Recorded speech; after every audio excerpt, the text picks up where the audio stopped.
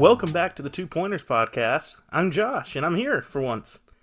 Thank you all for suffering through when I wasn't here last week. I know it must have been difficult, but I'm back around, feeling mostly better. Didn't have COVID, yay, and ready to hit up. We've got 1 week left of the finals, this trivia finale. Maybe we'll fix the Kings, probably not, but it should be a great episode. Boy, I hope so. By the way, did you happen, and I think I know the answer to this, did you happen to listen to the pod and hear my comparison of you? Yeah, I held you I to listened You to did? it. Yeah, you Oh, did good. a Jimmy Kimmel monologue about Mike me Breen. missing, and then like Mike Breen, yeah, and he had Mark Jackson come in for you. I'm glad that you got to hear that such prestigious honor as someone who gets compared to Max Kellerman all the time on my end. So, I gave you reasoning this week as to why. that's great. It's when you, in Game 4, you texted us and said, this is the Robert Williams game, and we're like, there's 7 minutes left in the first quarter, pump the brakes. Hey, we're not going to talk about him much, at least from my end. So I'll use that as a Kickstarter to go into what we're going to do today. You see in the title, we're going to do. I don't love doing takeaways a bunch in a small amount of time within the last couple of months, but really with this series, with it being we're recording this on Tuesday the 14th after Game 5. We won't get Game 6 until Thursday. You want this episode to go out. You guys want to hear our thoughts. So what we're going to do, and I'm going to first introduce our guest because you're staring at the title and wondering what the heck, he's back again. We talked about it last week. We made that clear. Grayson's back. He's going to talk about some final thoughts with us. We're going to do takeaways from I did through Game 5. We'll go over what that means. We're also going to, like Josh said, we're going to try to fix the Kings. And then we're going to go with the final It's going trivia. to be a long process. It's going to take trust the process. No. So, yeah, right. But then we're also, Josh, for fairness, of course, needs to have a 4-point trivia opportunity from me. We'll do that. Grayson will write down his answers and show us afterwards. And then from then on, you will hear the official finale, followed by next week will be the trophy presentation, hopefully. Depending on how fast UPS can get it here. We'll see. All right. Without further ado, takeaways from Game 5 or through Game 5 for me. I'm just going to start it right now for those that are new here. You won't know this. You can go back to last year and find out. But I coined the term the Jrue Holiday Effect because Grayson was very happy to talk about Jrue Holiday and what his effect was on the finals last year, and it was a great point. So, of course, making the title, I go in and I go, well, what would that be? Oh, the Jrue Holiday Effect. That's a cool title. We can use that in the future. Here we are almost exactly a year later to the day. And if you had told me last year that we would be talking about the Andrew Wiggins effect, I think I might just never watch basketball again.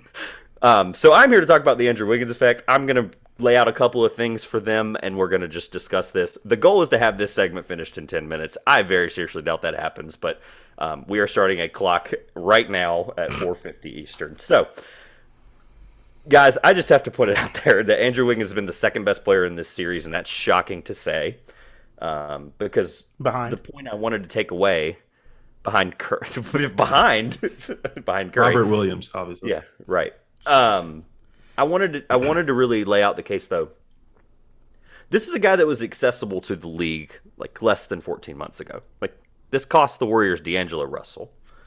And we're talking about a guy right now, and I'm going to go through a couple of things. In 38 minutes through Game 5, is averaging 18.5 points per game, 9.4 rebounds per game. He leads the team in that stat. 1.6 assists, 1 steal, 1.2 blocks. By the way, leads the team in that stat also, which is very weird. With only 1.6 turnovers per game on a 22% usage rate. So before I go through anything on defense, that's all offense. That's all what we've seen from him so far. Curious on you guys' thoughts up front right now about how Andrew Wiggins has played through this series. I don't care who starts. That's not all offense. You talked about steals and blocks. Oh, well, the general non-analytical, stats. Whatever. Doesn't matter. Go ahead. Josh, I'm curious what your thoughts on Andrew Wiggins are. Sorry, this just broke me. I've never been as low on Andrew Wiggins as you have. You've been the hater. Fair. Yeah, I mean, I thought he was a good tool. It's what we talked about with like the Warriors' offensive strategy a while back. They've always needed a slashing forward to kind of open up the offensive game. When they won the first title in 2015, it was Iguodala could slash to the basket, and Harrison Barnes they had at the time. Obviously, Kevin Durant for 2 years at a much higher level than these other guys. And then now Wiggins. I mean, it's the slashing forward's able to open things up for all the shooters they have. it's a formula that works like a charm and that Steve Kerr can obviously replicate with different staffs. Yeah, I mean, I think we saw it come to fruition last night in full. I think he was the best player on the court, period, last night. We saw the true potential he's had his whole career as number one pick. Even at times this year with this Warriors team, it was all about Jordan Poole. He was the one that was going to break out and be the reason they get to this point. We've seen Poole regress a bit, and Wiggins has kind of blossomed into at times the second option for this team with how Clay has struggled in the playoffs. Kerr did a lot of legwork in Game 4 with 43 points, but last night he was off. And usually, you think with the team constructed right now, Curry's under 20 points, then they don't win that game. But Wiggins stepped up. He had 24, I believe, and he was the reason they won last night. And it's almost entering not a joke territory that he may steal a Finals MVP from Steph. Yeah, so I had an argument in Josh and I's fantasy dynasty basketball. Yeah, like 7:30 in the morning. Dude. Yeah. Okay. Regardless, I woke up and had to read like 70 messages. I brought up the idea that we seriously could be potentially a bad Steph game, another Game 5 performance, and an Andrew Wiggins similar Game 4 or Game 5 and Game 4 performances, and we seriously could be having the conversation that Andrew Wiggins steals the Finals MVP. I don't think that's a joke. That's not what we're here to talk about, though.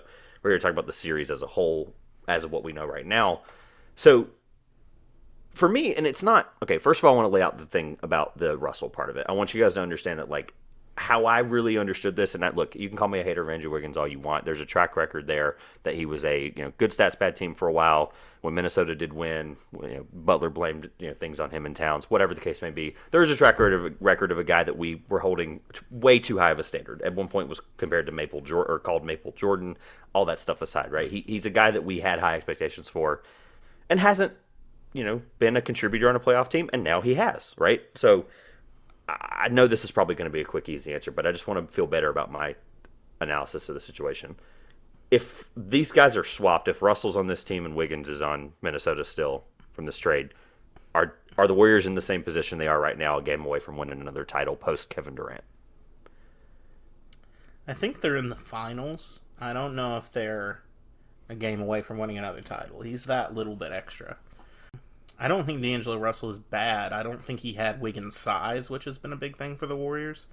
And obviously Russell was not even the star that Minnesota thought he would be. I think a lot of people thought Minnesota probably won the trade way back when. And Russell has not been that number 2 to Karl Anthony Towns. They've been able to find Anthony Edwards to be that. But I don't think Golden State's far off, but he is that extra bit that gets you over the hump. Yeah, I think I agree with him there. I think the ceiling would still be the finals, but I don't think they're up 3-2 or have 3 wins in their pocket in this series. I think what he was able to do specifically last night to get that third win, I don't know if we see that from D'Angelo Russell, especially with Steph off. So I think, like Josh said, that little bit extra that we saw again last night, most clearly to this point in this playoff run, would be what put them over the top, compared to with a D'Angelo Russell in his place where they don't quite get to that height. So it was 2 things for me, and then I'll move on. It's the thought process of, and Grayson and I, without you, unfortunately, last week, Josh, we laid out the lineup case of like what the next couple games it looks like and the clutch moments there. I just don't understand how there's a rotation of, and I agree, maybe they make the finals in this case, but, and I'll point the second part here in a second, but they would have to find out a way to play Poole, Russell, Curry, and Thompson in some form or fashion. I just don't know how that would work, especially defensively. I know Clay's starting to kind of come into his form defensively.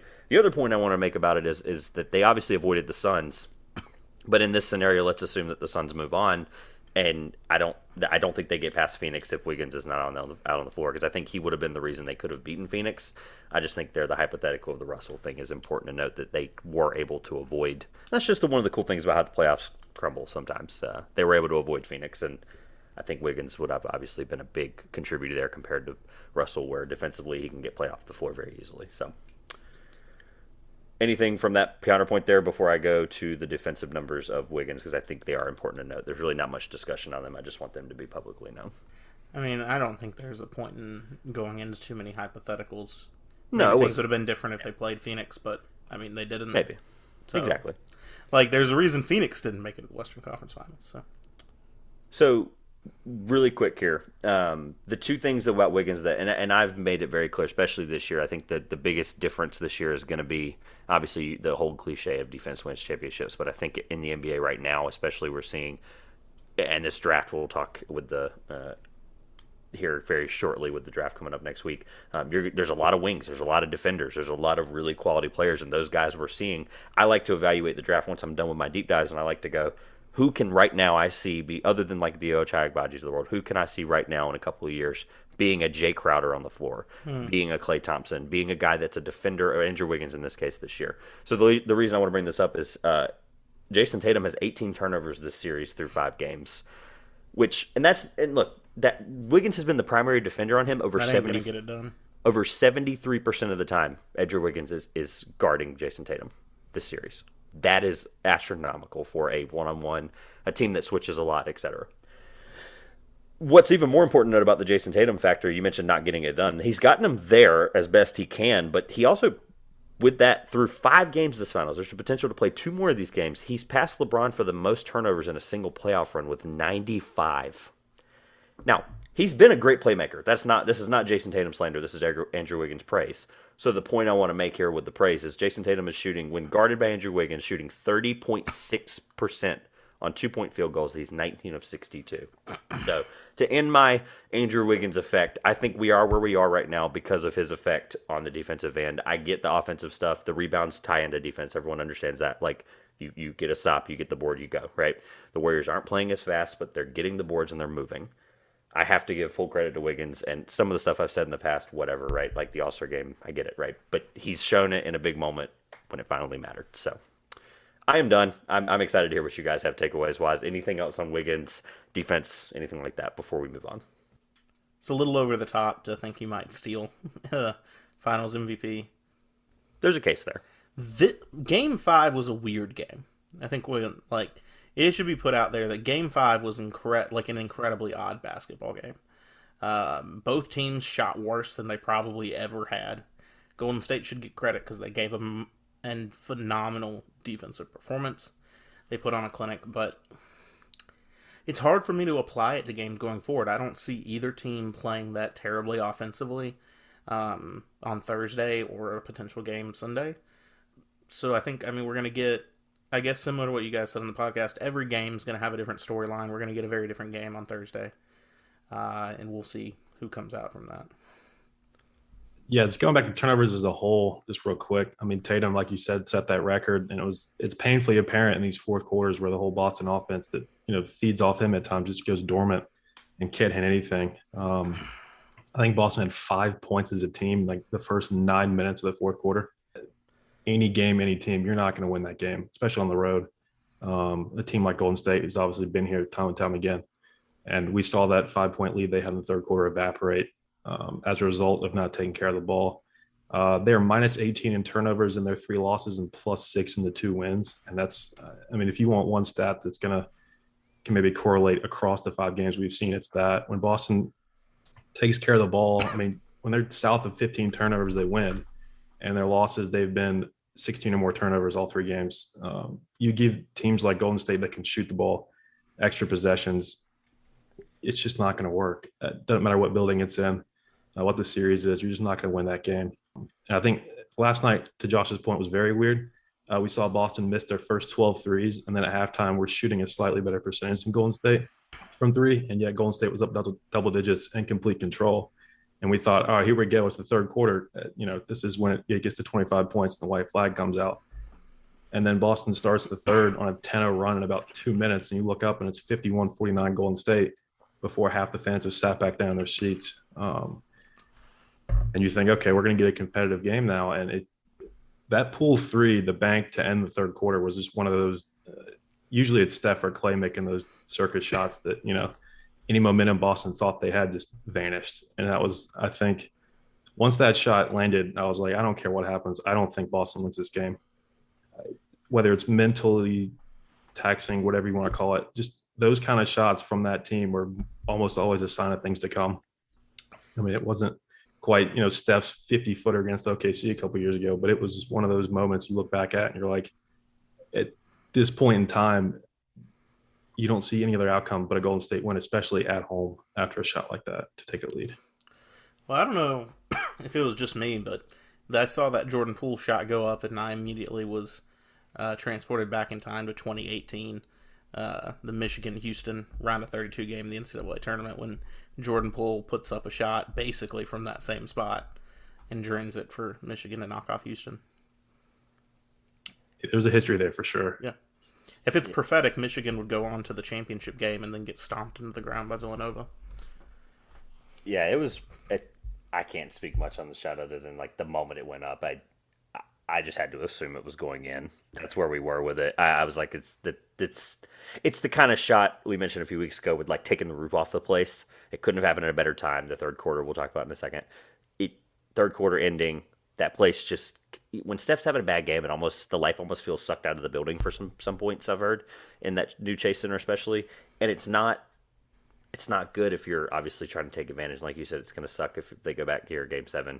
It's just not going to work out well if Steph has anything remotely better than a game he had in Game 5. So, I guess, would you call the turnovers your biggest takeaway? I'm curious what Josh's is. Yeah, that's it for me. Okay.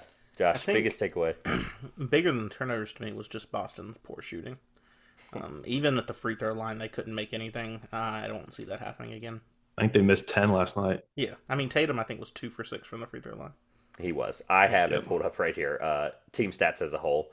They shot 41% from the field, 34% from 3, and 67% on 10 misses from the free throw line at 31 attempts.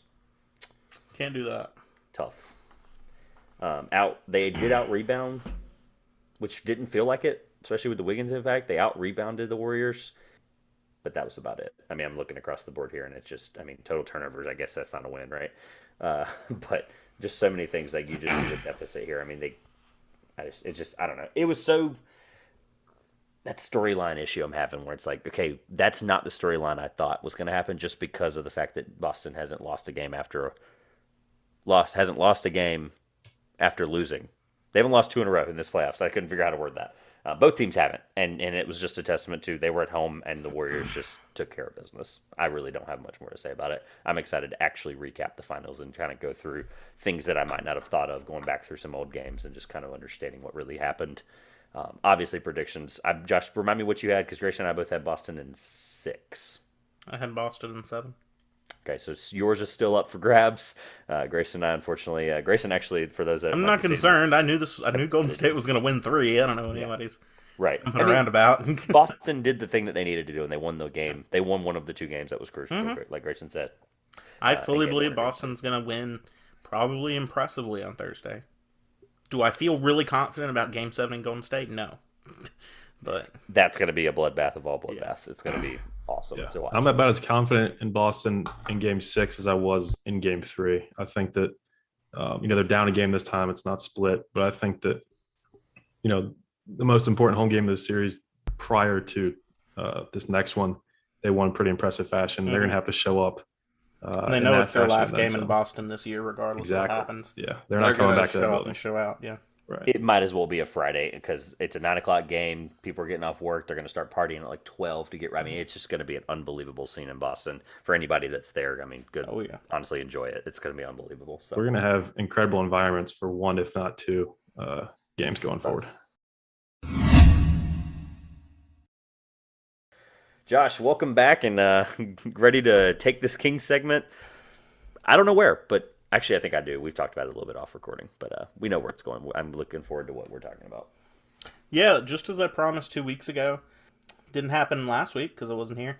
But we're going to talk about Richaun Holmes in Sacramento. I didn't realize that this was as controversial a Kings topic as it was until Trevor and I really kind of disagreed, incidentally, about what they should do with Richaun Holmes. But we're going to kind of hash out what Sacramento should do with their young, effective playmaking center on an affordable contract who doesn't seem to want to play in Sacramento. All right, lay out the case for what we're doing. So what, do you want to start with what you would do, or how do you want to do this? Yeah, I mean, starting just, it's kind of just more of a conversation where we disagree. Do you think they should keep Richaun Holmes, at least you said before? Because, I mean, and every reason that it makes sense to. He's an incredible quality player.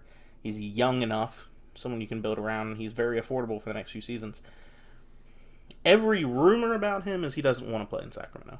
See, I haven't seen He's that. unhappy there. That's the part So I'm his missing. name, every time the trade deadline comes up, his name is bandied about. Doesn't want to be in Sacramento. Is ready to move on. Contract affordable, but then it just never happens. It's kind of the same as the De'Aaron Fox situation. My thought with Holmes is he's an incredibly valuable trade asset. You're not going to win now as much as you want to, Sacramento. I've been harping on this for a while. They're not going to win now. They need to get off that train. I know they got DeMontis, and I think he's young enough to build around over the next couple years to get to winning in a few years down the line. But you could move Richaun Holmes for probably a first-round pick plus probably a young player from a team somewhere out there. So, while I'm looking this up, Grayson, any thoughts on where you are with Richaun Holmes? Because I didn't have a lot on this because, like I said before, I'm the guy that wants or thinks he should be kept. He's 28 years old, going to be 29 when the next season starts. He's been in the league 7 years. A little older than I thought. Then. Well, it doesn't matter. His contract for me is if you move him for something better. So I wanted to, while I'm curious on Grayson's thoughts, I'm going to pull up the trade from last year with Halliburton, or I'm going to re-put it into the NBA Swap app and just see, the Pacers didn't want to pay Malcolm Brogdon, right? Or is there something there with that, and they want to move him, and then the Kings want a winning piece? So I guess I wasn't thinking anything about moving Holmes, and I'll say this before I turn it over to Grayson, is his cap hit for the next 3 years for the Kings is 10, 11, and 12 million. So he's a great contract. So you're getting rid of a great contract that you can eventually flip later. If he doesn't, I don't blame him, first of all, for not wanting to play there. That's not my point. What I'm trying to figure out is you could have moved him at this deadline. You made a huge move. You got a guy who was, and Sabonis is on a decent contract. I don't have him in front of me. I know it's not a huge max, but you had a situation where you could have gotten your, quote, win now guy with Sabonis and gotten Brogdon, but then we're in that same situation where they might be taking Ivy, and I know there's a bunch of stuff there. So while Grayson gives his thoughts, I'm going to look at this trade and see if that was even possible to swap those two, regardless of how the Halliburton trade already went, which looks like is a huge L for Sacramento. Yeah, I mean, I'm all for affordability on a cap sheet, especially if you want to try and transition from middling to win now. But if the guy didn't want to be there, maybe there's some hyperbole associated with it, but I don't think you can keep him. If you really want to win now, that's a roster and a locker room full of guys that are bought in with the city, with the coach, with the front office, and want to play there and want to be there. Because if they're not, regardless of talent, which he obviously has, you don't see championship teams full of players that don't want to be where they're at. It just doesn't happen. That cohesiveness and that chemistry is not built by guys thinking about my next contract elsewhere. It's I'm here. The front office may be, not one of the better ones, but we've got a coaching staff I believe in and a roster of players that I think we can succeed with. And then you build that chemistry and you win those games and get to the playoffs. The teams that can fight together the most are the ones that are playing this time of year. And we're seeing that, especially now with Boston and Golden State, two teams that preseason were not favored to even come out of their conferences, but they're very close teams with very good chemistry. We saw a little bit of a blow up with Smart last night, but that just happens on teams in high stress situations. So I think if Holmes truly does not want to be there or he's any doubts about, his role or wanting to play in Sacramento, then I think you have to trade him if you truly want to be a win now team. And to get out ahead of some people may ask, now these are rumors, we don't know for sure that he doesn't want to be there. Some people may say, well, why did he just sign a 4-year extension if he doesn't want to be there? One thing would say, well, one, yeah, like Trevor's indicating, money. Also, it's a very different Sacramento team that he signed that extension with. That team had Marvin Bagley and Tyrese Halliburton and a De'Aaron Fox that was playing well and happy. That's not the same Sacramento team that exists today. And Buddy Hield. It's changed and Buddy Hield. It has changed a lot from the team that he signed with a year ago. Yeah, so laying out the case for how it could have happened, I pulled it up finally, and then I want to make a point of the roster that you just made. It's a great point. Malcolm Brogdon, without any of the picks, this is just going the other direction and how this would have worked out. Brogdon leaving at $21 million, another guy that just signed an extension at 4 years, so they didn't want to keep Malcolm Brogdon, but yet they signed him to an extension. Yep. Same thing with Holmes. So you have Brogdon at 21 for 4. You have Tyrese at 4 years for 4. Crazy.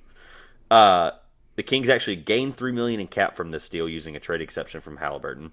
And then the Pacers Other direction, sorry. You know what I mean. And then Sabonis and Holmes, the Pacers lose $3 million with the Jeremy Lamb $10 million trade exception, with Sabonis being on an $18.5 million for 3 years and Holmes being on a $10 million, 11, 12, like I said. So I don't know. I'm perplexed by the fact that maybe he was in those conversations. Maybe we're just not correct on the timeline. Maybe he didn't sign that deal just yet. I don't know if that was he did. We would have. It would have been the trade deadline. He would have had to have signed the extension by then.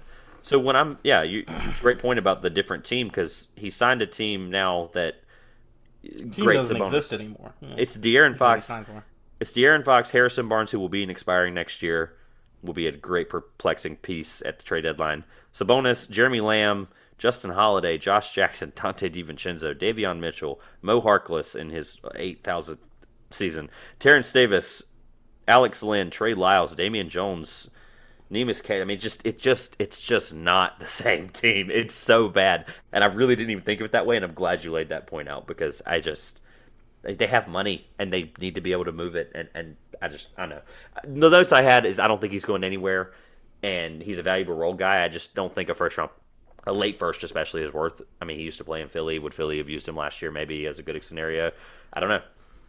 So. I mean, I think if I were some of the teams I've seen bandied about that would be interested in Richaun Holmes are your New York, Toronto, Charlotte teams that I think would be willing to dish a first-round pick for a Richaun Holmes. I mean, he's not the value of a Miles Turner or DeAndre Ayton, obviously, but if you're looking for a rim defender and rebounder, it's something to look at. And if you're Sacramento, that needs to be accumulating young talent who want to play in Sacramento and build around, Richaun Holmes is a piece that you can deal out. He's on a favorable deal. It makes a lot of sense.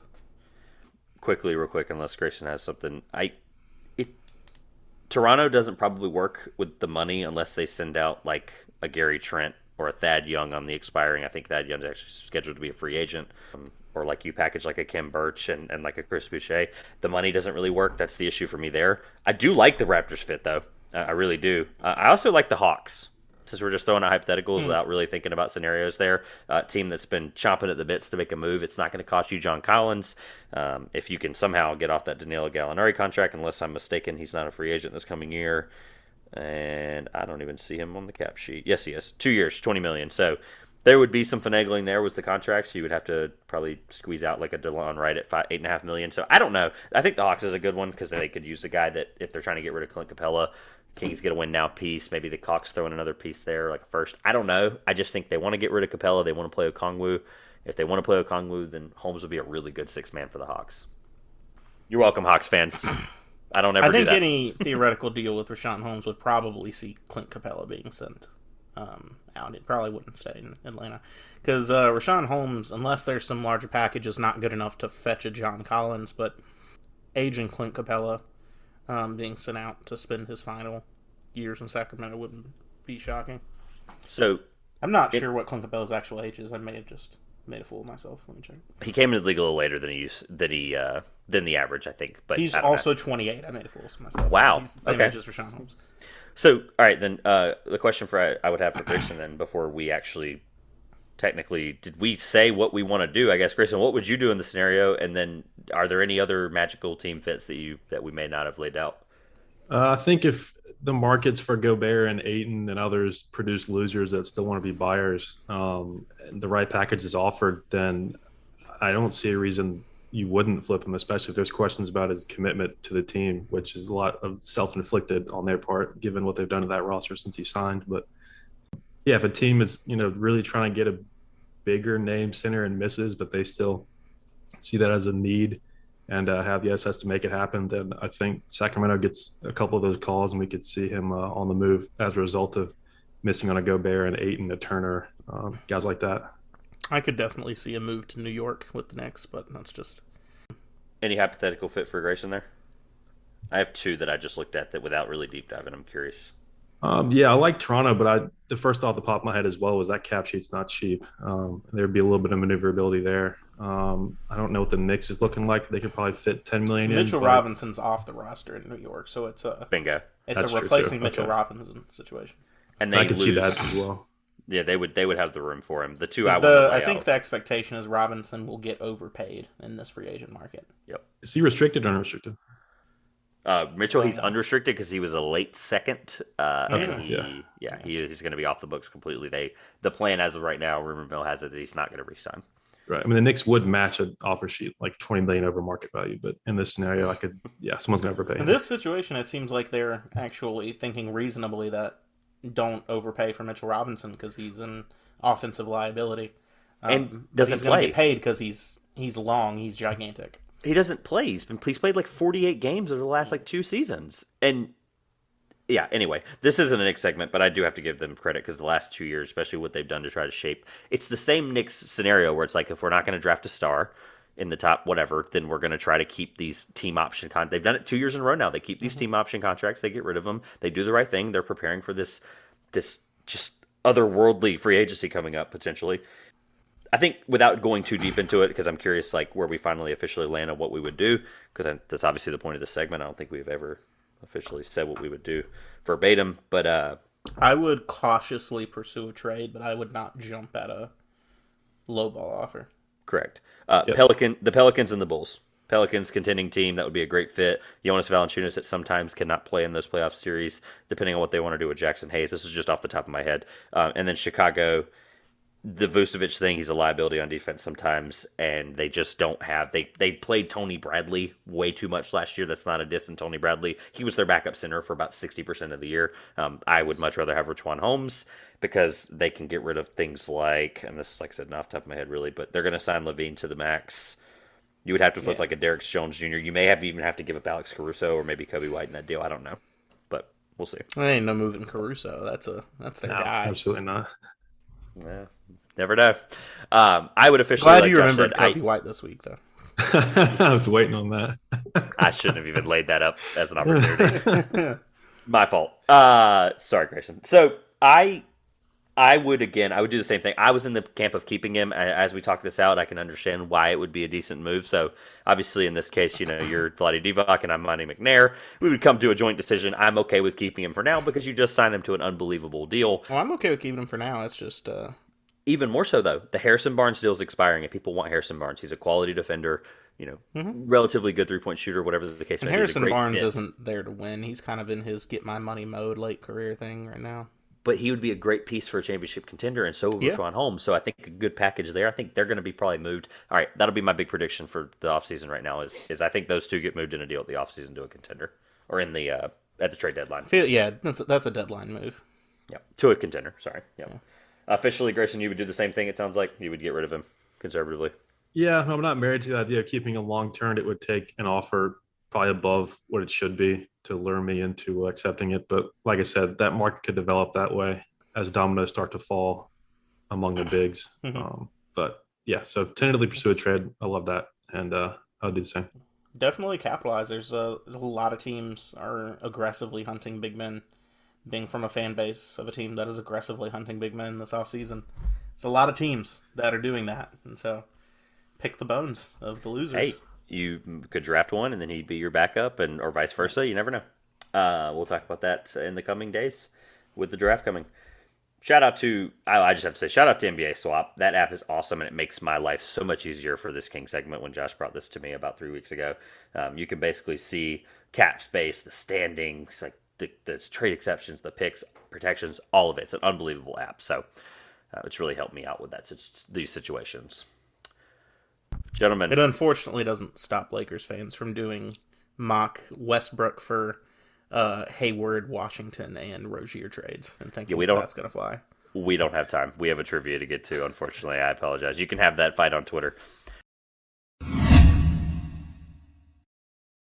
Gentlemen, we are here to talk trivia because this, as sad as this is, because sorry guys, you guys disappear last year. Right after trivia disappeared, we saw you all leave and come back, 2.5 months later. I'm just kidding. But they did. Yeah. So please stay. We're going to do trivia this summer in some form or fashion, similar to how we might have done it with It's be a special off-season tournament. Yeah. See? Look, talking out loud. This is good. We had just like Silver's Evan mid-season tournament he wants. Yeah.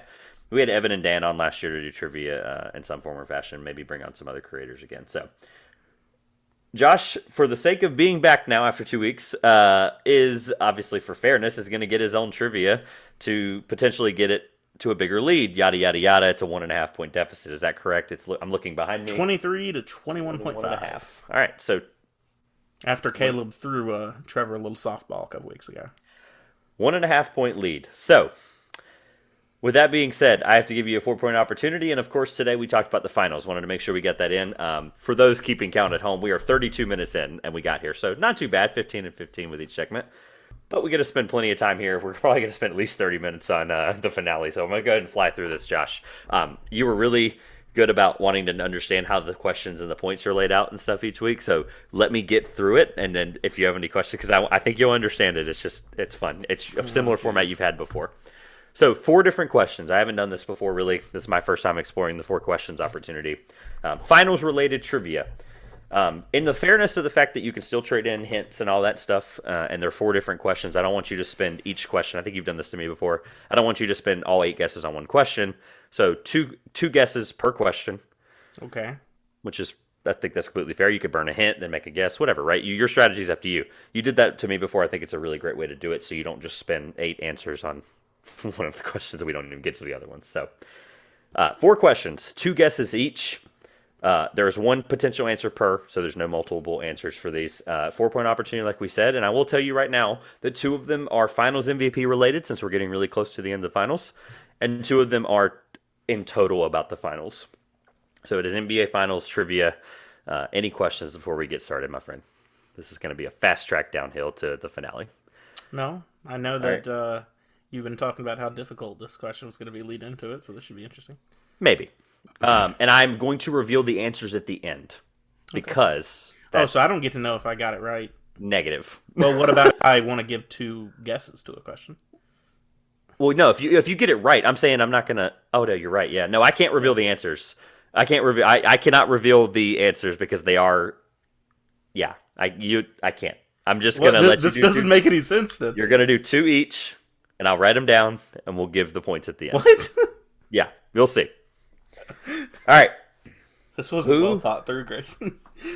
Who is... Question number 1. As sad as this is to be doing the final official trivia that's not a finale. Josh, who is the first player in NBA history to win multiple Finals MVP awards? Wow. Okay. That kind of sucks because the award didn't start until after Bill Russell's run of dominance. So, he might have 1. I don't think he has 2. So, I'm going to throw out Kareem Abdul-Jabbar is 1. I think he definitely would have had multiple, and that should be in that following era in the 70s. While you're thinking about your second one, I don't know if I said this or not, but Grayson is writing down his answers, and we're going to reveal his at the end, just to see how he would have fared in this possible hard trivia.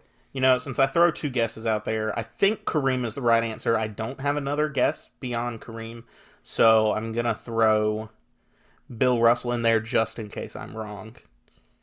And say Bill Russell's the other one. By the way, this was thought out. I had 2 weeks to do it. I just forgot to mention that at the very beginning because of the way this is formatted. It will make sense when we conclude. All right. Thank you for your answers. We are moving on to question number 2. This is also Finals MVP related. Only 1 player in NBA history has ever averaged less than 10 points per game and won a Finals MVP. Shoot. Who would be that player? I see Grayson looking to the sky because you might have to look to the sky to get this one. This is tough. I wanted to come prepared for this. Okay, so Iggy averaged like 10.7. Oh, so you put that in today. That feels very... do you know that for a fact? 10.7? That's pretty close. That's pretty I read your argument about that. I think it was like Wiggins 15. NBA Finals MVP.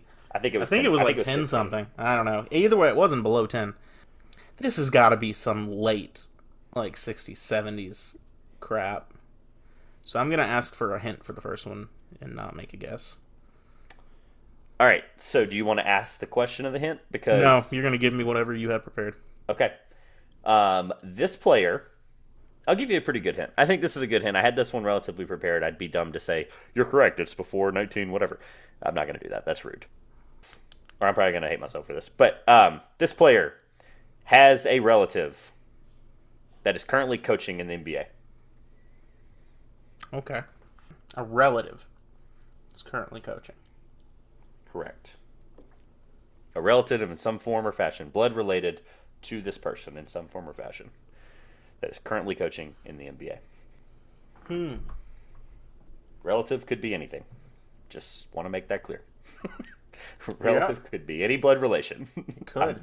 I'm just giving you a 1.5 hint. Relative could be any kind of current relation. By currently coaching, you mean currently a head coach in the NBA? Currently a head coach in the NBA, unless there was a firing that I was not aware of. Okay. I only have one name coming to mind, and it's probably not right. But I can't think of another one, so I'm going to say Paul Silas. Okay. Paul Silas is your official guess. His son Steven is the head coach of the Houston Rockets. It's a really good poll, because I definitely forgot Steven Silas was the coach in Houston. So. Oh, that's wrong. No, I mean... Maybe. He gave that away. Maybe I forgot. Anyway, question number 3. Whatever, man. Question number 3. What is the first... This is non-MVP related now. We are down to the last 2 with the teams. What is the first team in NBA history to lose 3 straight NBA finals? Wow, you're really... Lose 3 in a row. You're really thinking hard about that. It got really quiet for a second. That was like eerily quiet because Josh was like, I got to get this one. Dang. Okay. That's tough. So it's not... See, a lot of the teams that got close for a while lost in their conference finals. It was almost LeBron's Cavaliers, but he didn't. He lost 3 out of 4 and won the second one in between. That's a very fun fact. That's a really cool fun fact. For those that didn't know that, he lost in that's 2015, really cool won in 2016, lost in 2017 and 18. And by 2018, we were all ready to stop watching the NBA. Anyway, all right. So, trying to think if there's anyone that was like dominant out west when Jordan's Bulls won so many. I don't know if it wasn't the same team to get there all 3 years. Utah got there a couple times. I'm going to just run it all the way back to the 60s and say the Lakers. Okay. And say that there was just a ton of Boston versus LA or Minneapolis Lakers matchups where Boston just like won over and over again. So that's guess 1. Let's throw out the Houston Rockets as the other one. Just curious on the logic there with the Rockets. They were very close for a long time in the 90s when Jordan was playing before he retired, and they won twice in a row. I can't remember who the teams, I'm just guessing I'm thinking in some point maybe when they got that good back there, or maybe even in the Rudy T era, they might have come really close without ever winning. And I know they were very close, but don't have many titles. So, they had a lot of talent. They had a lot of talent in the 70s. They got close a lot, but didn't win much. So I'm just throwing it out as a possibility. I'll look that up afterwards, or I'll tweet it out just to show the 70s, because I don't have that in front of me, that the Rockets, how many they might have made. I'm not saying whether that's right or wrong or not, but I'm saying that they did have a lot of talent in the 70s. They had like Calvin Murphy, Rudy T, like time out. I just know that the Supersonics at one point, like, I don't know, they were in the West a bunch, whatever.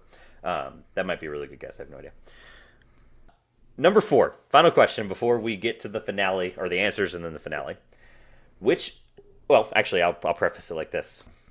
In the tone of Josh being a fan of an expansion team, which expansion team was the first to win the NBA Finals? Like they won it, like they expanded that year and won. No, the first team, period, that was an expansion franchise. Define expansion franchise. That's what the trivia question said when I found it. Well, no, like, is ABA merging into the NBA expansion?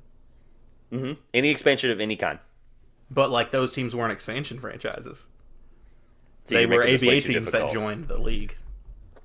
Well, they're now current teams in the NBA, so they would count towards the pool. But I guess let's just not count ABA teams, because I think... Okay, so tell me who are the teams that weren't expansion franchises that are considered locked in original NBA teams.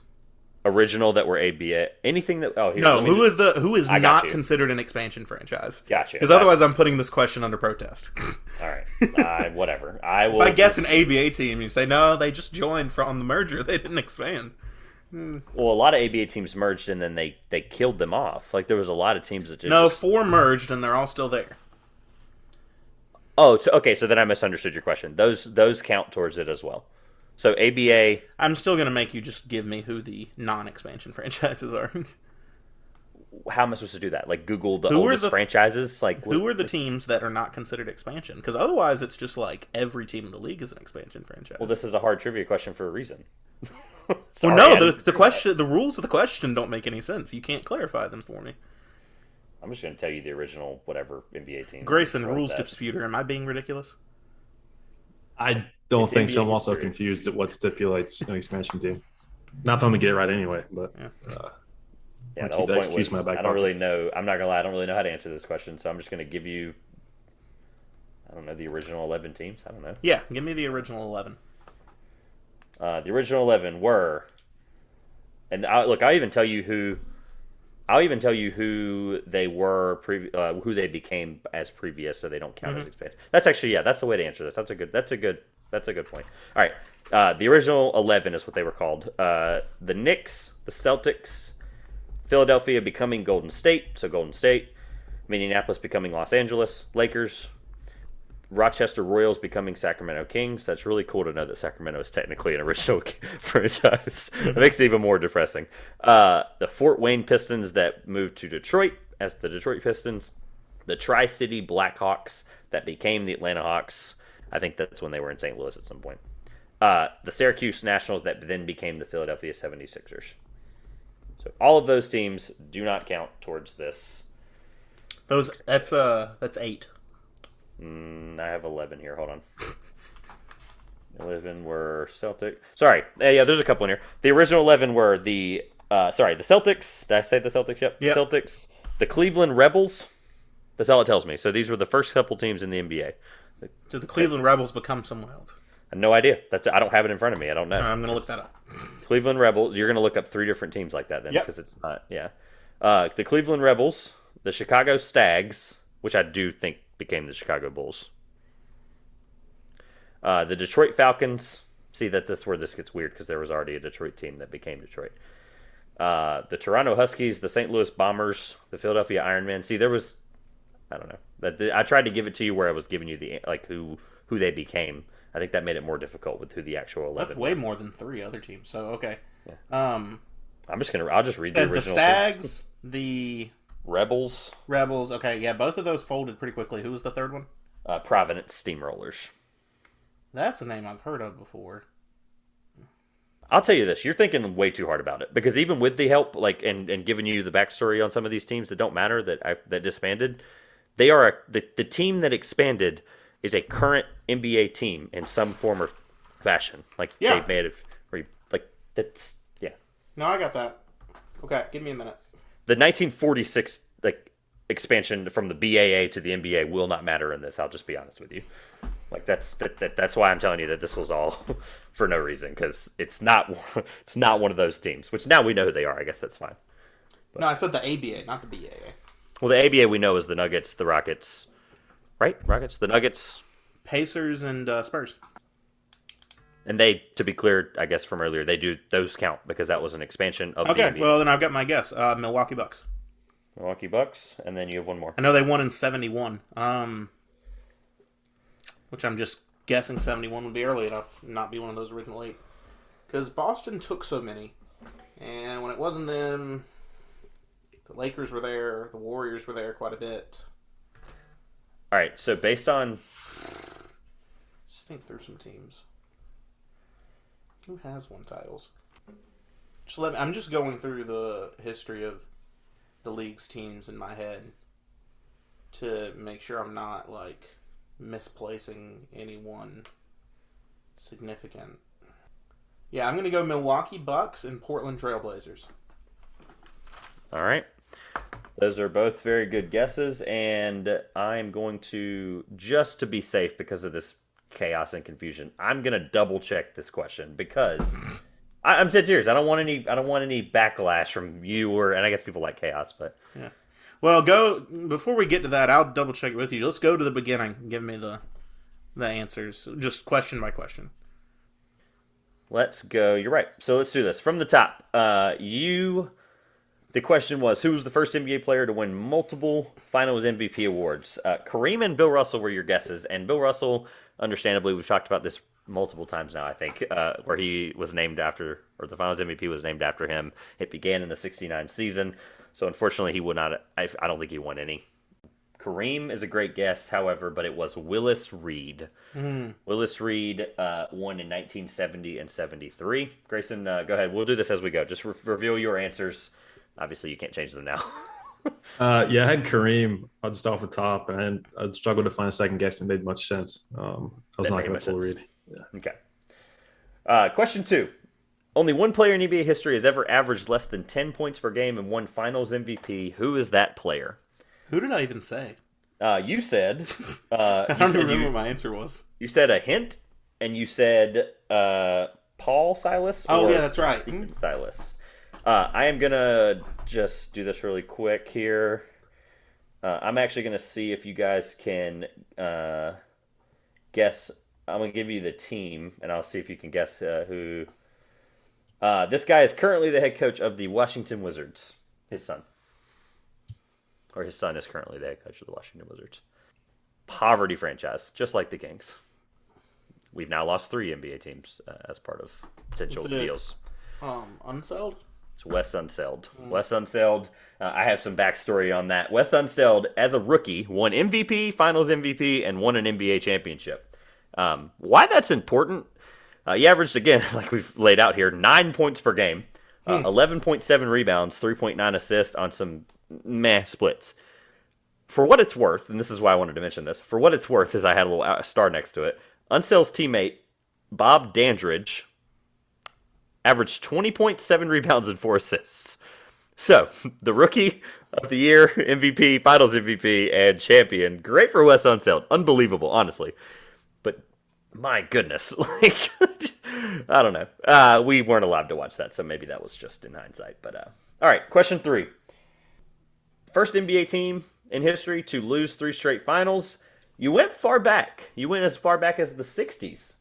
You did not go back far enough, unfortunately. It was actually before the Celtics went on their run. It was the first handful of seasons in the NBA. And as sad as this is, the New York Knicks lost 3 straight NBA finals. And they lost them in 51, 52, and 53. In 51, they lost to the Rochester Royals, who we laid out now are the Kings. And then in 52 and 53, you got some of it right. You said something about the Lakers and many, but they lost to those Minneapolis Lakers in George Mikan. Grayson, go ahead. I don't think the Knicks were on your scorecard, but... No, I was thinking a little bit further west. I had Suns and Rockets written down. I wasn't going back far enough either. Good. The Suns played a bunch of... I think the Suns have been in a couple of finals, but that was probably pre... Yeah, I think it was a while back, for sure. Lastly, oh man, I really hope this doesn't go south very quickly. I can get another question prepared if I need to. So I did have a question prepared as a backup. But it was one of the ones I cut out, so I do have one prepared. Which expansion team was the first to win the NBA Finals? According to my research. Okay? You guessed Lakers and Rockets. I've already looked it up. I know he's... Huh? I said according... for question... No, Lakers and Rockets the other one. I said Bucks and Trailblazers for the fourth. Oh, I'm sorry. I was looking at the wrong score. Sorry, I was looking at 3. Yeah. You looked up the answer? Yeah. Yeah, I'm about to argue. I have a dispute. All right. Great, that's fine. We won't hash this out. I'm going to give you a follow-up question because I have another question. No, we're going to hash it out because I think I earned the point. So tell them what the answer is. Which expansion franchise? It was the Wes Unseld-led Washington Bullets won as the first expansion franchise in 1978 is what I had written down from what I found. So the original 11 you gave me were the Knicks, Celtics, Warriors, Lakers, Kings, Pistons, Hawks, Sixers, and then those other 3, the Stags, Steamrollers. Steamrollers. Who won in 1971? That wasn't on the list I just gave you. The Milwaukee Bucks, which is 7 years before. So I'm right, based on your definition of expansion. Yeah, I'm going to give you the point, because honestly, I didn't feel like asking you the next question, because you would have gone officially 0 for 0, or 0 for 4. Grayson, what did you have? I'm just curious. I knew it wasn't early enough. I said Seattle in '79 just because I felt like being a homer. It was 1 year off. That was so close, or at least from what I had written down. You clown. Anyway, the question I had for you on backup was which NBA player is known for the shot heard round the world in the NBA Finals? I should have just used this question The to make shot heard round the world? it is quote shot heard round the world in the NBA Finals. Well, that's Jordan's shot over Utah, right? It apparently is Gar Heard. Oh, that's not true. I mean, it's not Iguodala. So either way, The only shots heard around the world in the finals I know are Jordan's over Utah and Ray Allen's in the Miami Game 6. Either way, congrats on the 1 point that now makes it a 2.5 point deficit. Yep. By the way, where did you find did you just Google first NBA expansion franchise to win a championship? Where'd you find? Googled list of NBA champions. So when did the Milwaukee Bucks come into the league again? That's right. It was 69 because they were expansion after LA after they left, right? Is that how that worked? No, I'm thinking about Minneapolis. What am I thinking about? They joined. I remember because when the Bucks won it, it was 50 years after, and I think it was their second season or third season as an expansion team. I think that's right. Expanded in 68. Yeah. They became a team in 68 and won the title in 71. The only team that's not an original 11 listed is the Baltimore Bullets in 1948 as part of the BAA versus NBA championship, which would not be the same thing. That's probably where my confusion got crossed over with the research. It was close, though, because it was 70s, and then I had the Bullets in 78, so whatever. My fun fact for the Bullets in apparently winning the first NBA expansion franchise championship was Mitch Kupchak was on that team. I thought that was funny. All right, that was stupid. I'm mad. 1 point, congrats, 2.5 point lead. 24 to 21.5. Without further ado, back now for the third time in he's been on this whole episode. What am I saying? Whatever. Third time in 6 weeks. Welcome back and ready to do the finale. As of last year, this is this is it. This is the time. I don't know what else I'm saying. Roll with it. Let's do it. All right, so same format as last year for the listeners that have been with us for a year, and if not, this is going to be 10 questions. They're going to be multiple choice. I'm going to give them 4 options. They're going to have to write down the correct one, and they'll hold it up.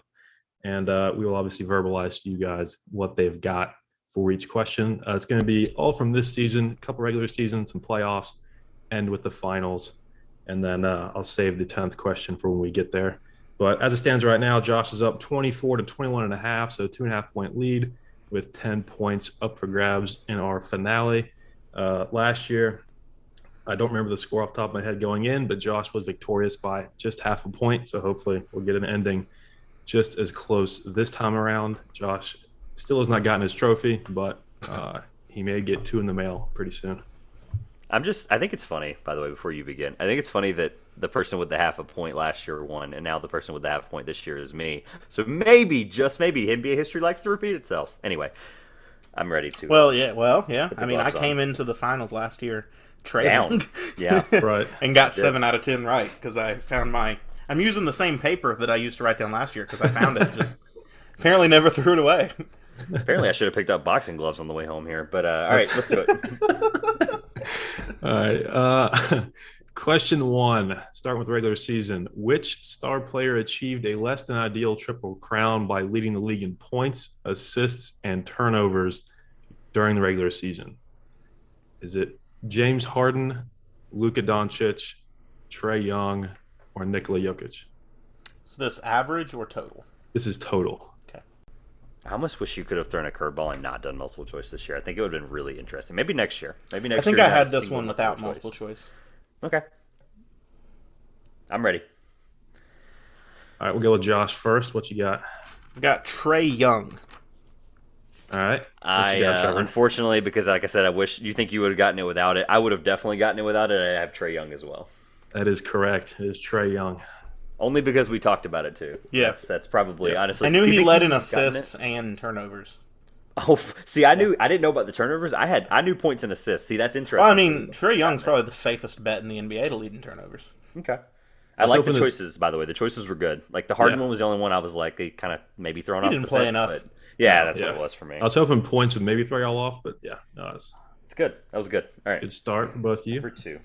Question 2, staying the regular season. Last night we mentioned the Celtics missed their first 12 threes. We're going to go a little bit more positive on this one. What team led the NBA in three-pointers made total this regular season? Is it the Minnesota Timberwolves, the Golden State Warriors, the Utah Jazz, or the Charlotte Hornets? That's hilarious. It's two of Josh's favorite teams on there. Hey, I'm not a Jazz fan. Let's stop perpetuating this narrative. I'm ready. Oh man. Okay. I'm ready. I have a timer of 1 hour and 2 minutes and 25 seconds. I'm going to give you until the 40-second mark. It's from our editor. Yeah. I'm writing down. Give me a second.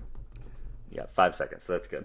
Okay. Trevor, show your answer first. Yeah, let's check. Go ahead, Trevor. I know this team led in attempts, so I'm pretty sure I've heard at some point that they led in makes, and I'm pretty confident it is the Timberwolves. All right, Josh, what you got? I said Charlotte Hornets because I know they were close, but I don't know if they had it. Each of these four teams were in the top five, but it was the Timberwolves that led the league. Let's go! Yes! Oh, I'm so happy. All right, I'm actually writing down the score as we go, updating it line by line, 25, whatever. So 25 to 23 and a half. All right, that was the first jab I needed. Talking about boxing matches, a 10-round match. You got to get 3 more right than me, though. So I know, but that's a great start. All right, go ahead. Back to the 1.5 lead Josh entered today with prior to the trivia you just listened to. Moving on to question 3, we're going to stick with made shots. Move on to the playoffs, though. Which player shot a perfect 14 for 14 from the field in an elimination game this postseason? Was it Jason Tatum, Nikola Jokic, Chris Paul, or Steph Curry? All right, I was double checking the score because you said it was a 1 point. I think it's 25 to 23 and a half. Is that right? I've got 24, 22 and a half, but the same deficit, so it doesn't matter. Oh. You keep score. 24 to 23 and a half. No, 25 to 23. That's what I thought. Oh, okay. It's a 1.5 point. That's what I had. Sorry. Go ahead. Reread the question because that's why I was double checking. Sorry, I was looking away completely for that. No problem. Sticking with made shots, moving on to the playoffs. What player shot a perfect 14 of 14 from the field in an elimination game this postseason? Was it Jason Tatum, Nikola Jokic, Chris Paul, or Steph Curry? Oh boy. Okay. There's a loud silence there. Josh, I am ready whenever you are, and you got. I'm stuck between 2. Okay. I hear the writing aggressively. Can't cut that out for those listening only. It's for the drama. All right. Go ahead first, since you were unsure. I said Jason Tatum. Okay. What you got, Trevor? First of all, I'm going to preface this by saying thank you. Because you and I, for those who don't know this, the 3 of us have a text thread for stuff like this. For days like this where we're doing finale and stuff like that. Grayson and I have been texting about the NBA all year. I have a couple people I text about the NBA. And Grayson is a very big fan of this guy. And I distinctively remember this game because I thought it was insane. It was one of the few games that series I was able to watch in its entirety. And it was Chris Paul. Yes, it was. Chris Paul, 14 for 14 against the Pelicans. All right. So now I'm going to make sure I just keep score correctly because I thought I had it wrong. I did. All right. Go ahead. I'm ready. I feel like the fix is in. They've been talking about these answers. I can say that. No, that was the only one where him and I talked about that game the night it happened. We haven't gotten to the Thunder questions yet, Josh. Don't worry. I don't remember. Look, for what it's worth, I don't Throw remember. in some Charlotte Hornets questions. They're coming. Trust me. I want them to get confident, and then we'll start. Yeah, right. All right. Question 4, Josh, now up half a point. Not every playoff record that we've seen broken has been for a good reason. What player set an infamous record held by Shaq by missing 10 consecutive free throws in a first-round game? Was it Nick Claxton, DeAndre Jordan, Greg Monroe, or Tristan Thompson? Just for clarity on that, because there's a lot of history in there with the Shaq part of it. I can tell Josh is thinking too. Read that one more time, just for the listeners as well. So Shaq held the record previously, 8 straight missed free throws. This player missed 10 in a row in a first-round playoff game. I'll give the options again real quick. Nick Claxton, DeAndre Jordan, Greg Monroe, or Tristan Thompson. I thought it was going to be hard to one-up yourself last year, but I will say through 4, I am very impressed with the detail of these questions. Yeah. They are, and it's not like, did you mean to do them out of order? Because I know you said earlier you texted us about getting the order set. The order is all over the place. Like it's regular playoff, regular play. Like I'm Yeah, that was a point. Yeah. No, Oh, okay. Oh yeah. No, it's. Oh god, my brain's really having to. This is hard. I'm. This is impressive, Josh. I would say I'm about 70% sure. So do you want to go first? No, we're alternating. You got to go first. Oh, okay, that's cool. I don't know if that was on purpose or not. I don't remember, and I was between two guys. This guy, I remember having a very poor free throw shooting game in the first round, but I don't remember if it distinctively was this guy and 10 in a row. I had DeAndre Jordan. All right, what you got, So Josh? I was between DeAndre Jordan and Nick Claxton. I kind of centered in on those Brooklyn Nets. I feel like I remember the story, but it being the other way and it being Claxton, so I said Nick Claxton. It is Nick Claxton. No, It is Nick Claxton. No. There we go. The lead grows back to a point and a half. I'm pretty sure DeAndre I knew he Jordan played way more than Jordan did in the series. That's right. Yeah, I knew Greg Monroe. I don't know if he got on the court. He definitely didn't play enough to shoot 10 free throws. Yeah, I thought it was Jordan because I remember him having that game where I think that was a regular season game. I'm such an idiot. I still remember watching this game, seeing that graphic, and immediately putting that notes on my phone. Like, that's going to be a question, 100%. Yeah, by the way, for those that are new here, he had all year to prepare. We basically were like, hey, you're coming on again, because that was actually a really He's good been format. writing questions all year. Yeah, all year. Oh, this has been, weeks and weeks and weeks. You literally, what is that? Almost 2 months ago wrote that down? This is crazy. All right, I'm mad. Oh, man. All right. All right, Josh leads by a point and a half as we enter question 5, which is the playoffs have been memorable so far to say the least, but this player may disagree because he has been swept out of the playoffs each of the last 2 postseasons. Was it Goran Dragic, Andre Drummond, Seth Curry, or Avery Bradley? Okay. Dude, oh my God, oh my God. Any questions on that one? Or just doing? Answer choice? No, I'm good. Okay. I think I have this one. I hope he wasn't moved sooner than I thought. Me too. I think we're in the same boat because I think I might have either A, misunderstood it, or B, the same thing you just said.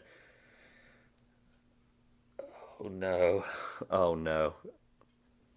I'm not confident. It was 50-50. I'm not confident. So go ahead. All right, we'll let Josh start this time.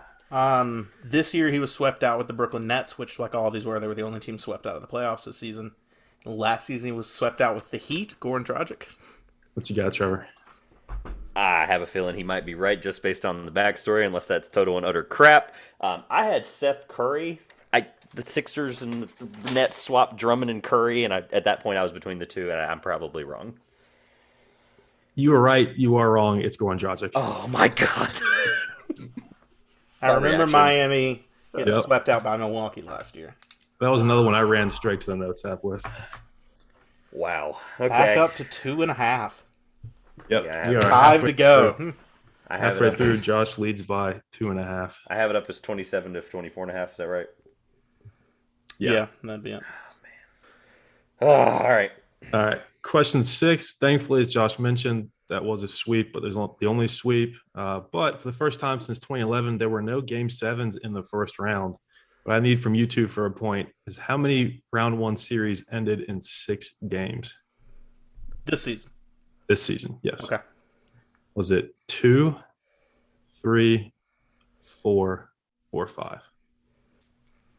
Let's get, because of the in-depthness of this question, let's get an extra 15 to 20 seconds. Yeah, no. Just for the sake of, I think Josh is thinking the same way. It's like there was so many series in the first round. I'm going to count them, yeah. This is first round only, just to make it abundantly clear. Yeah. Still a lot of them. That's first round, most playoff games. That's the problem for me. Or most series. Oh yeah. I'm glad we did this. Okay, hold on. Oh, crap. I don't remember who they played. Oh, this is bad. All right. I don't feel good, but I do have my answer. I have it at hour 12 and 5 seconds. I'll give you till the 30-second mark. That's a good amount of time still. We'll have like a full minute and 30 seconds on this question, so that's not bad. Okay. I think we're starting with Trevor now. I think this was a similar question last year. I remember there being one where it was like 1, 2, 3. I think it was that the Thunder pick question? I think it was. Anyway, bringing up old memories. Old nightmares. I went with 4 for the fact that I literally think it was 2 in each conference. Okay, Josh, what you got? I had 5. I think it was 5, and that's the problem I had. I couldn't think of the last series. It was 4. Wow, there we go. It was 4. Yes! I thought Which about one did I asking get about, wrong? So which were they? It Yeah, was do you have them? I actually don't. I thought this was one of the ones I thought y'all would get. You said I'll you look 'em wouldn't up. get it? Just pull up the playoff bracket on NBA.com. I can tell you off top while we're looking it up. Pelicans Suns was 6 because that was shocking. It was the West that I struggled with. Was it 2 in each conference? I had the East as oh gosh, who was the 3 seed? I don't remember now. All right, so Phoenix over the Pelicans in 6, Dallas over Utah in 6, Memphis over Minnesota in 6, and then in the East it was Philly over Toronto. I thought Miami and Atlanta went to 6. That's where I went off. Where did that go? Did it go to 4? That one 5. Up to 5. Sorry, yeah. 5. Yeah. I thought Atlanta picked up another game. Wow. The Philly, Toronto, Phoenix, New Orleans, Dallas, Utah, and Memphis, Minnesota. 3 and 1. 3 in the West and 1 in the East. As crazy as it is, this is a lot better for TV than I ever thought it would be. We're back to a 1.5 point That's deficit great since we're on television. for Trevor. Yeah, like an absolute bozo. I wrote the score going down each line over my 7. So I'm going to flip my page over and write 7, 8, 9, and 10 on the back because that was an accident. Go ahead. I'm ready for number 7. 27 to 25.5. Yep. All right. Question 7. Unfortunately, no game 7s. We had plenty of excitement to this point in the playoffs. One of the unexpected storylines was during the Grizzlies and Timberwolves playoff matchup. There's a lot of disruptive environmental protests during games. I'm going to describe 4 events. You tell me which one did not happen. Yes. Oh my. Yes. Josh knows this, and I think I do too. Hopefully. All right. Attempting to glue their hand to the court, chaining themselves to the basket, throwing several large drinks onto the court, or running onto the court dressed as an official. I need the one that did not happen during that first round series. Read them one more time for me. Yep. Attempting to glue their hand to the court, chaining themselves to the basket, throwing several large drinks onto the court, or running onto the court dressed as an official. I believe it's me. Yep. What you got? Josh was actually funny enough. I like to give backstory on our show so people because there's only an hour of content relatively per week. And Josh and I talk a lot throughout the week. It was his idea to do this segment because I wanted to talk about the Timberwolves and Anthony Edwards and do that whole rant I did.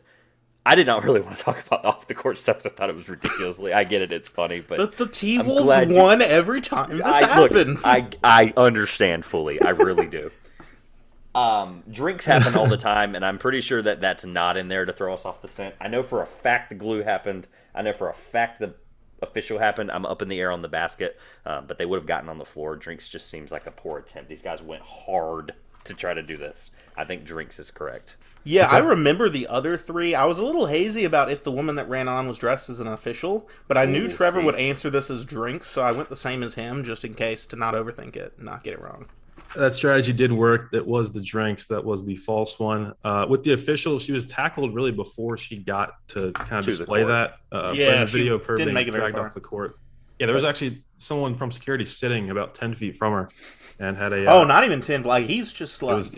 He's 3 feet away, just staring daggers at this girl. Great form tackle. She still goes up for it. Sideways before she had a foot on the court. She got to the baseline or the out-of-bounds line, and he had already hit her at that point. And she was decleated immediately. And then dragging her through the tunnel, it was revealed that she had an NBA official's uniform on. Shout out to NBA Twitter, because without NBA Twitter, that question, A, is not a thing, and B, would not be correct, because we are both on NBA, or all 3 of us are on NBA Twitter. So, great question. 1.5 with 3 questions to go. Trevor's got to beat me 2-1. Yeah. So we're going to shift to the finals for these next few. Question 8, 75th year of the NBA. All 75 finals have featured a player that was a New York Knick at some point in their career.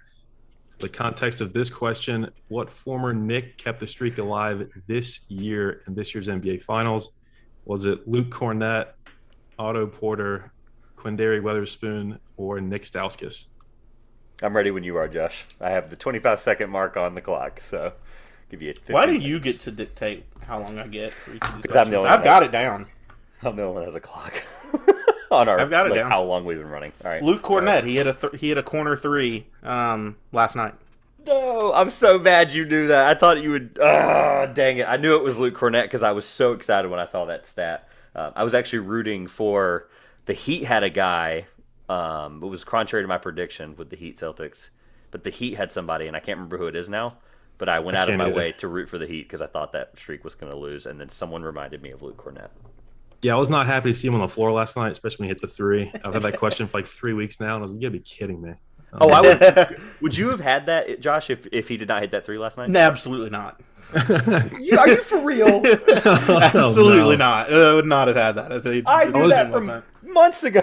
I was about to turn the game off last night. I saw him hoist one. I was like, please don't go in. And of course, he drilled it.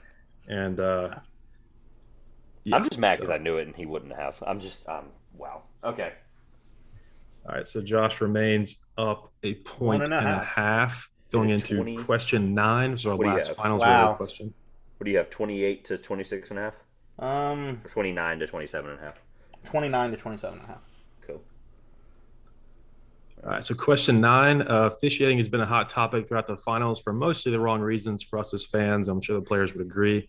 What player has just one more point scored than personal foul responsible for through last night's Game 5? Is it Daniel Tice, Andre Iguodala, Grant Williams, or Draymond Green? Oh my gosh. What a question. Give them to me again. Yep. Daniel Tice, Andre Iguodala, Grant Williams, or Draymond Green. All right, Trevor. Shall we? In the spirit of our guest hating this player with probably more passion than anybody I know, of any player probably, I know for a fact this is Draymond Green because it was, I think he had more fouls than points up until through Game 4, and then you said it was one more point than foul now. That has changed. Yep, I had to adjust it after last night. Yep. Dang, I got it wrong. I said Iguodala. Oh, wow. Okay. Yeah, so before, I was ecstatic to find that Draymond Green had more fouls than points. Last night, he exploded for 8 points and his usual 6 fouls, leading me to adjust the question. I'm just going to say, once again, it makes it sound like you guys talked about this question ahead of time. I promise. Throwing that out there. Can I tell you honestly what it is?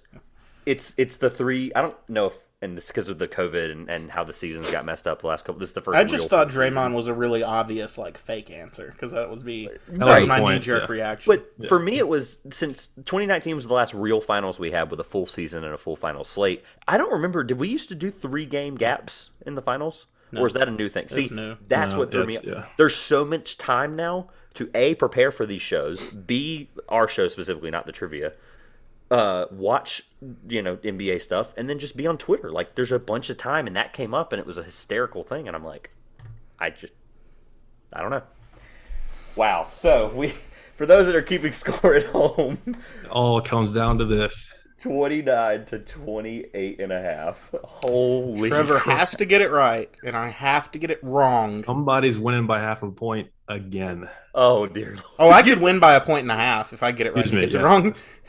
You literally can't make this stuff up, by the way. Yeah. This is zero. Trevor, there's more pressure on you. You got to get the question right. Right. And then maybe you'll win. Format, because there's a way to get it. Is there a way to get all 4 answers and all that? Oh, go ahead. You got it. This is your question. So. Yeah, so final question, draft related. There are 4 right answers. I need 2 of them for a point. You guys ready? Yep. As I'll ever be for being able to win this potentially. Cool.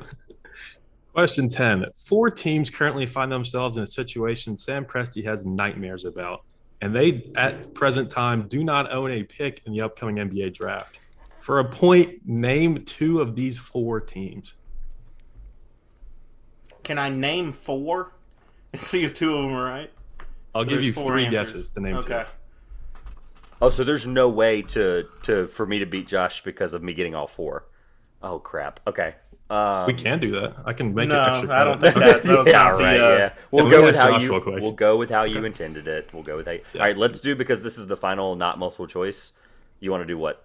A minute and a half, like we did earlier? Oh, absolutely. Yeah. Take some time. I have it at 1:22:40, so we'll go to the whatever that is.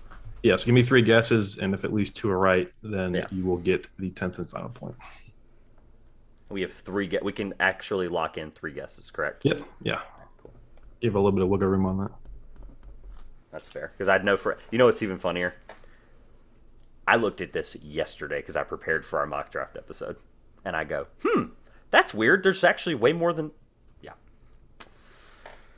Yep. Problem is, I'm trying to struggle for the third one right now. Mm-hmm. That's the part. I'm pretty sure I have two, no matter what.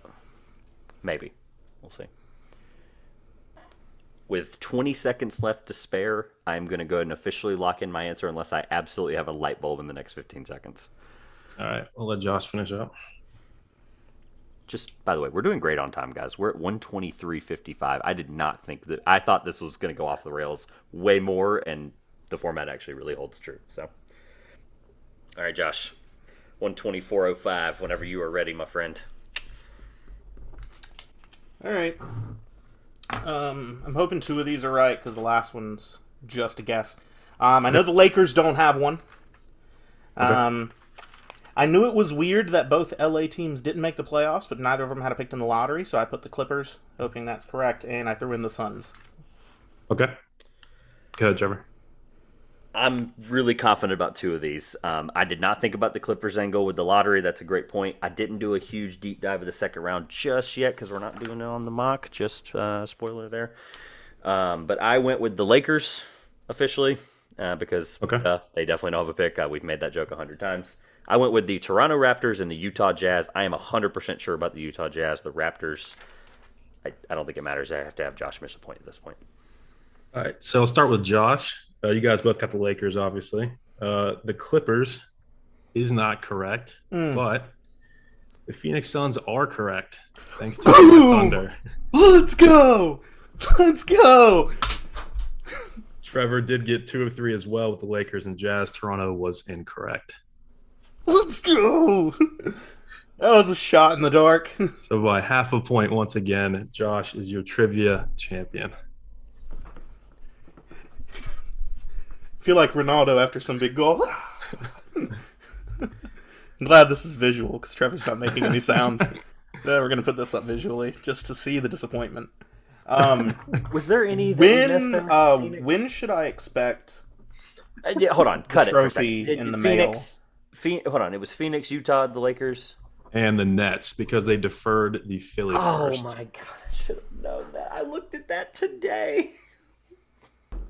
Yeah, that recent news is what inspired this question. Because the Nets or Sixers were going to be without a pick as a result of that deferment. So, at the thinnest of margins. Valiant effort, Trevor. Valiant effort. I haymakered you multiple times, and I was so ready. I was so ready to just rip. I thought I'd lost it. That Clippers wasn't right. I pulled the Suns out of thin air because I didn't have many guesses left. I didn't have seconds left. I'm never gonna. Honestly, this is gonna be like I'm trying to think of like a really bad finals loss that somebody had. That they're never gonna live down. This is it for me. Question 10 has to be loosely read to the Thunder in some capacity with the draft. So. Oh, I knew you were onto something because you said it was draft related and there was no draft question yet. So I had a feeling it was. Immediately, and I think I did actually. I'll just show it since Josh spoiled it. For those that are new here, I was gonna put it in the. Audio of the post-production of this show, but this will be our first official YouTube video live either late Wednesday, early Thursday, because why not? The trivia is chaotic. I immediately, the moment you read the question, I thought it was going to be what 4 picks do they own? I wrote them down immediately. Like they own 3 now. I had that answer as well. Yeah. It's actually only 3. We both prepared for that question. They traded 212 one to and 34. Denver. Yeah. Denver has 30 now. I wrote 2, 12, 32, and 34. Is what I thought. I thought it was. Yeah, 4. we had 30 from Phoenix, sent it to Denver for JaMychal Green this week. I had the 4 right, but it was 3 in the first. Yeah, whatever. All right, I'm gonna do the honorable sportsmanship thing since I can't shake your hand. Like 18th green where you take the hat off. No, it's okay. Put your hand down. I can't take my hat off like on the green of the Masters and shake your hand. What I'm gonna do is I'm gonna give you 30 seconds to. This is obviously a really monumental segment for our show. It's been an unbelievable year for this. I, again, cannot script this. If someone thinks that we script it, try to figure out the research and do it. I'd love to hear it. 30 seconds, whatever you want to say. obviously we'd like to still be a clean show. Go right ahead. Yeah, I mean, it's what they, you know what they say, rather be lucky than good. Pulled Phoenix really out of nowhere. It was really just all of the work I put in all season to accumulate these points over time. Filing the right protests to make sure I got Milwaukee point on my last opportunity today. And I just want to shout out, I guess, Trevor for getting all those questions wrong throughout the middle of the season. Shout out to Caleb for making this incredibly close by letting Trevor pick up 4 points 2 weeks ago so that we had a lot of entertainment. And Grayson for putting all right, 30 seconds are up. Onto this. And it's back-to-back like Jordan, 96-97. That's what Drake said, right? So there we go. If history repeats itself, I am technically going to be Charles Barkley and the Phoenix Suns. For those who don't know, they were swept in Jordan's first championship run. So this has been the Two Pointers podcast, I guess. I don't even know what to say anymore. I'm so mad. That was how I was going to end the episode and just have you cut it off. All right, Josh, close this. You're not closing us out. Grace, just close us out. I'm done. On behalf of our now two-time champion and Trevor, I want to thank you guys again for listening to the trivia finale, and for these two for having me on again to produce once again a thrilling half-point victory in this trivia finale that has spanned the entirety of the season. Like this earlier, stick around. This will come back in some form in the off season, and looking forward to what these guys have in store as we transition to the off season after hopefully 2 more great finals games. Later. Back to back like I'm Jordan, 96, 97.